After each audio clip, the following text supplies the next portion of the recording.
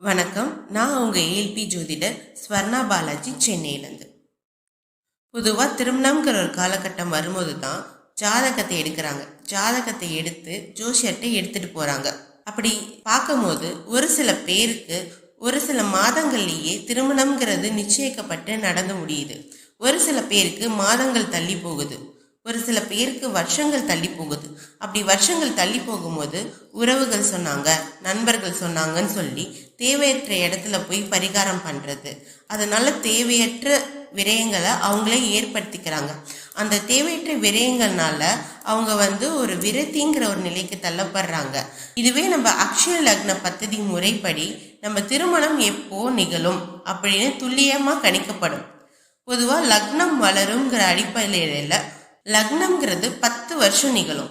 அந்த 10 வருஷத்துல 3 வருஷங்கள் வாய்ப்புகள் தன்னை தேடி வரும்.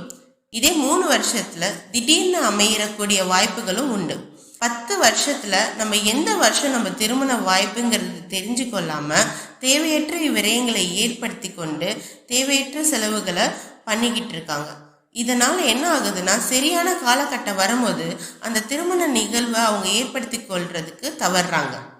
இதுவே நம்ம அக்ஷய லக்ன பத்ததி முறைப்படி பார்த்தோம்னா நம்ம திருமணம்ங்கிற வாய்ப்பு எப்போ வருதுங்கிறது துல்லியமாக கணிக்கப்படும்.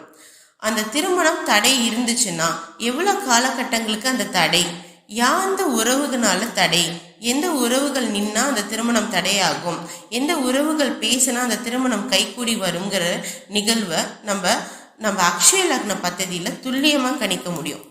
எனக்கு இந்த அற்புதமான கலையை கற்றுக் கொடுத்த எனது அருமை குருநாதர் வாக்கு யோகி டாக்டர் எஸ். பொதுவுடைமூர்த்தி ஐயா அவர்களுக்கு இந்த இடத்துல நான் நன்றியை தெரிவிச்சுக்கிறேன். நன்றி, வணக்கம்.